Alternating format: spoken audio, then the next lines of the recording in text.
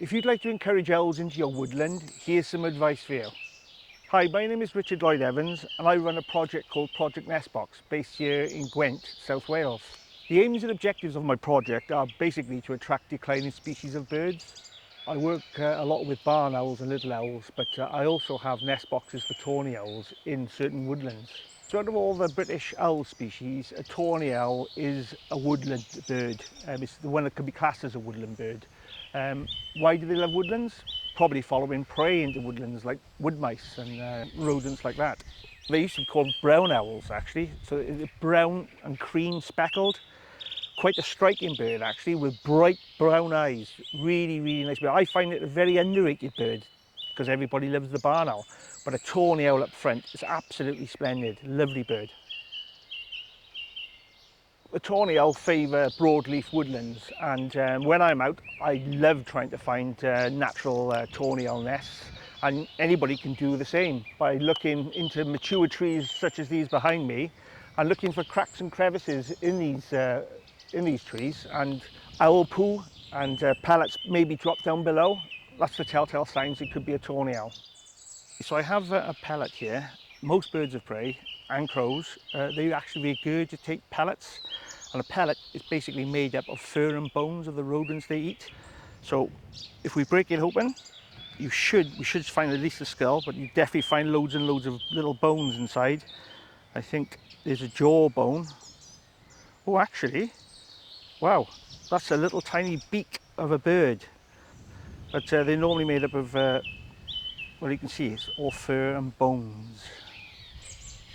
This box behind me is a tawny owl box, and it was put up by myself because I actually found a natural tawny owl nest in one of the beech trees down the road. Unfortunately, that beech tree was completely rotted, fell down, and the owls were out of home. Luckily, within a year, the tawny owls actually took to this box behind me. When you're sighting a tawny owl box, the general rule of thumb is get the entrance hole pointed in an easterly direction. That could be northeast to southeast, anywhere in an easterly direction. If it's inside a woodland and it's protected by lots of bigger trees, it doesn't really matter where you face it.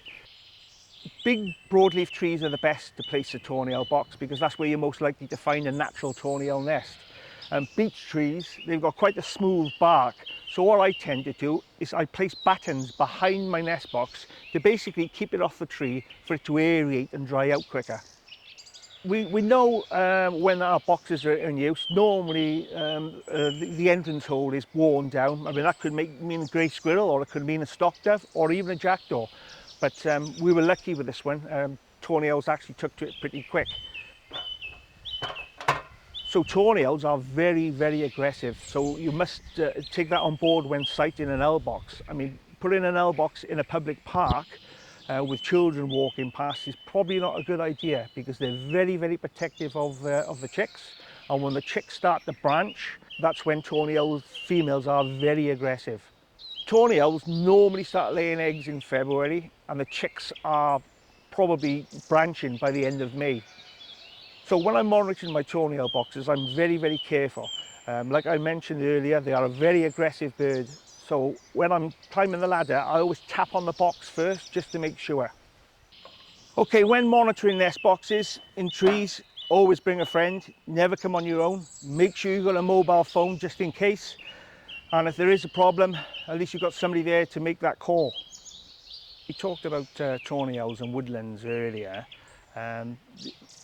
People who do own woodlands, they might have buildings like this behind me, old disused barns or any outbuildings on the fringes of the woodlands, which could be a perfect place for barn owls. If you've got an old building like this or an outbuilding, you could put a barn owl box inside.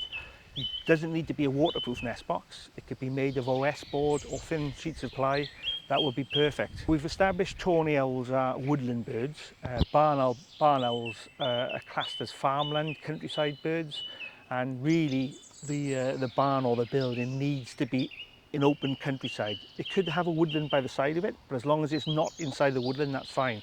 Barn owls will not go inside woods. I get asked this question quite often: why don't barn owls like woodlands? Well, barn owls are not really built for woodlands. Tawny owl wings are a lot stumpier, which enables them to get in and out of branches. And barn owls have always preferred open countryside farmland. The best time to see owls is dawn and dusk. That's their favoured time. So tawny owls can be seen in the day, particularly when their chicks are branching in trees, which is where the adults still feed the chicks or the owlets. It's usually by the end of May they're branching and into June, sometimes earlier. It all depends on the weather really. The tawny owl chick feathers or the doe feathers are grey, so it's quite a grey ball of fluff. If you do come across a tawny owl chick, which lots of people do, and people make the mistake of thinking it's in trouble, they pick the chick up and they take it to the nearest vets.